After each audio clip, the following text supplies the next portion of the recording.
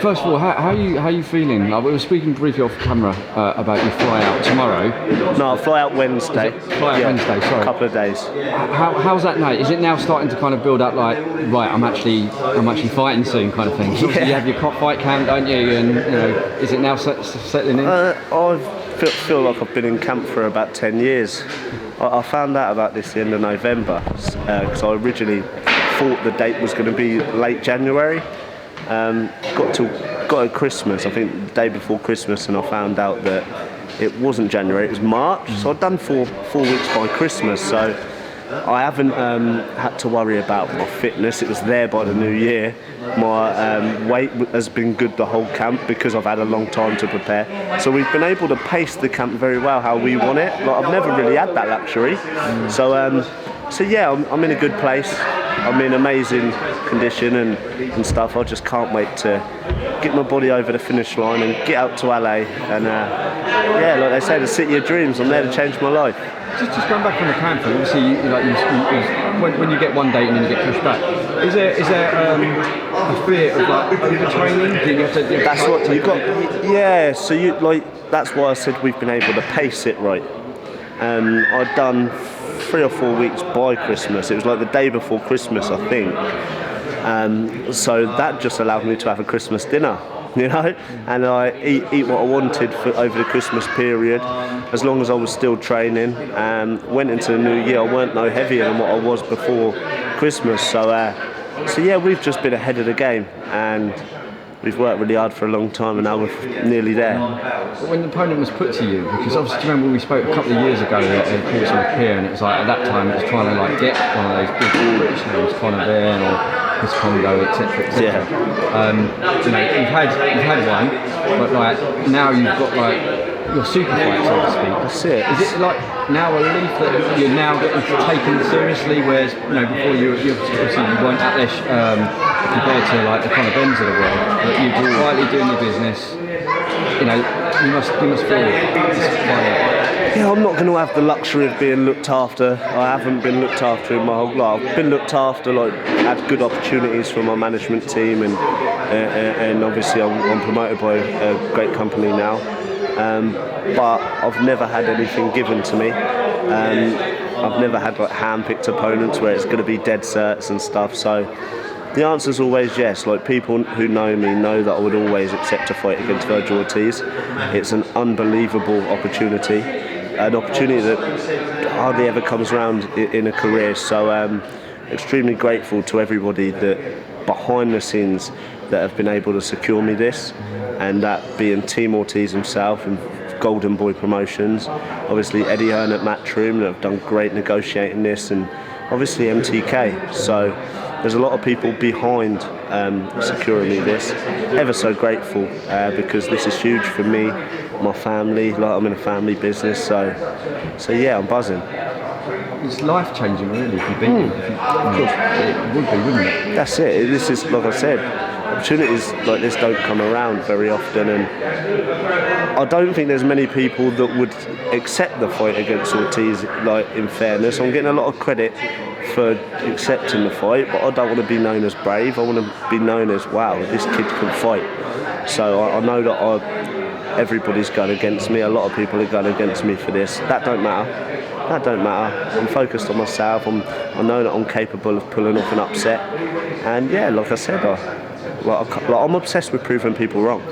I'm obsessed with proving people wrong, and I've done it on a smaller scale, like the Chris Congo. Not many people thought I'd beat him. Early on in my career, when I fought a guy called Ryan Martin, nobody thought I'd beat him. Sam McNess, I've done it time and time again. Now I just have to do it in the elite stage, like the world stage with everybody watching. And like Eddie Hearn said in an interview lately, that I've got the opportunity to become an overnight superstar, and that's all I'm envisioning in my head since November. I suppose at the same point is you don't want to get like too ahead of yourself, as in thinking, I'm going to become a superstar. And of course, like I think the most stupid question is what I get asked a lot is, what's next? I don't look past March 19th. I never look past any opponent I've ever been in the ring with, all 21 of them. this is huge for me. This is my world title fight in my eyes.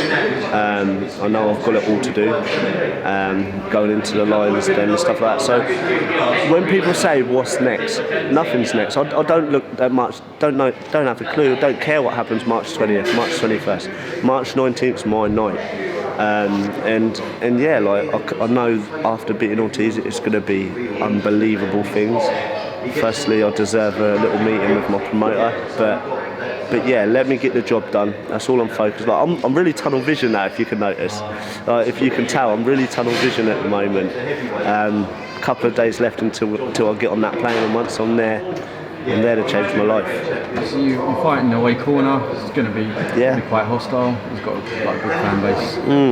Does that spur you on more? Oh, I love it. Like I said, I'm obsessed with proving people wrong, and I prefer to be the B-side. I prefer that. I remember early on in my career, I fought a guy called Ryan Martin. We were both unbeaten, but he was like the superstar as an amateur, so he remembered me. I remembered him, but he was great. And yeah, he overlooked me a little bit. I remember coming to the ring, being abused, booed. It sounded like a swarm of bees, like as I entered. It was in Swindon, and I enjoyed it. Like it spurred me on. I soaked it all up. I like that hostility. I'm not like most other people. Like I remember a couple of years ago, I flew out to Philadelphia to train for a few weeks on my own, and I was going to gyms, really hostile gyms, where I walked through the doors on my own, and they're all looking at me. Look, I've seen from when Rocky went in Apollo's gym. That's how it was, and I've chucked myself in hostile situations before, time and time again, and I've come out okay. So yeah, I was born for this. I'm ready for this. Like mentally, I'm invincible right now. I just can't wait to go out there and do what I do best. It's interesting you say that about we were talking to Joel and Chris off camera. It's like I'm surprised kind of more and more British fighters don't go abroad to kind of experience like the Mexican gyms, your hard knocks, kind of American gyms, because sometimes the British fighters get built up as these like elite world champions, but when they go and mix it with, say, like the elite of the Americans or the Mexicans, they kind of get found out. I'm not saying names specifically, but I'm just saying that sort of experience going out to those places. Unbelievable experience it is. I was like fortunate enough at the time. My sponsor said, right, we'll cover it. So all I had to do was pack my bags and go. That's all I had to do. I was very lucky at the time. I've got good people around me supporting me, but not everybody's got that luxury.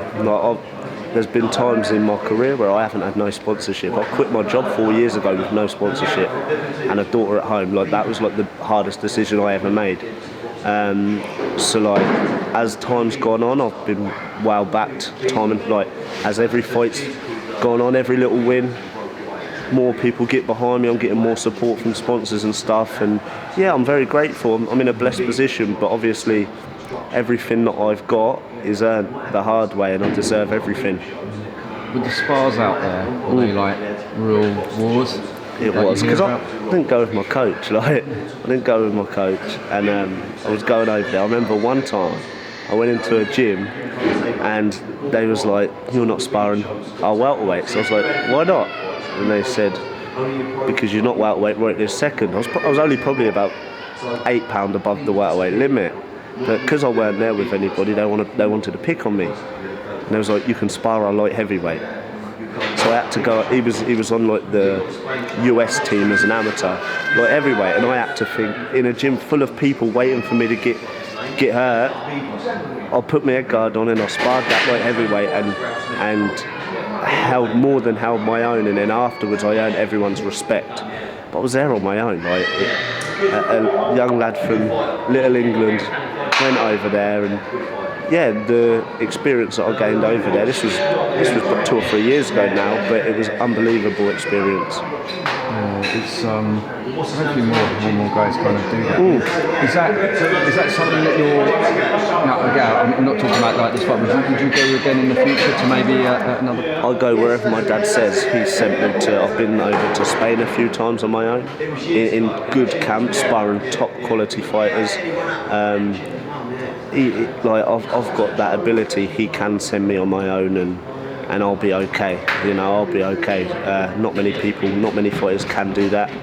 I've got the ability. I was built for that, to be in hostile situations and come through. So it's been happening since I was a teenager, mate. Like, I remember before turning pro, I was probably 17 years old, 18 years old, and I went up to Derby for the week to train alongside, I don't know if you remember, Overall Mackenzie, and that gym, and he used to just send me like that's my life. I'm 27 now, nearly 28, but he's always sent me places on my own, and so I can learn and adapt and like, learn things from different gyms and different fighters and that. Like, I've got the ability. That's how I've been built.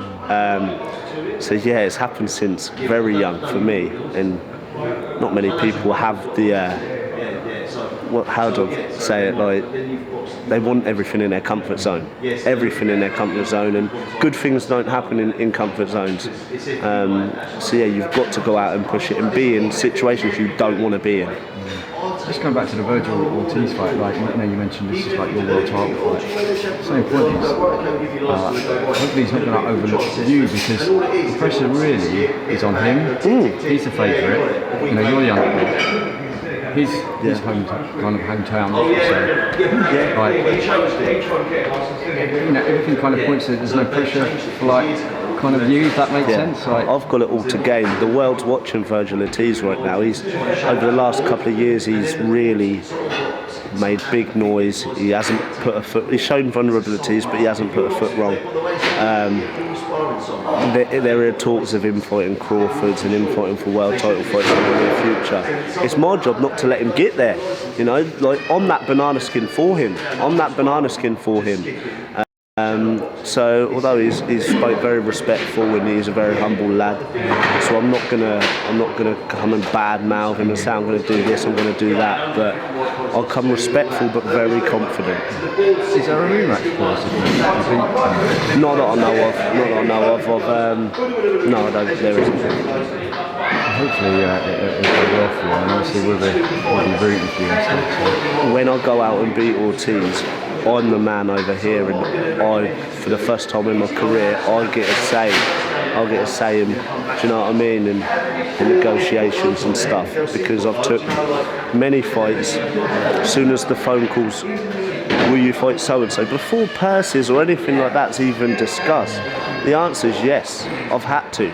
I haven't had anything given to me. I've had to take these opportunities time and time again, and now I've been blessed with this opportunity. So all the other opportunities where I've said yes when I really didn't really want that fight, or I've done it time and time again. Every single time I've overcome every challenge with a smile on my face.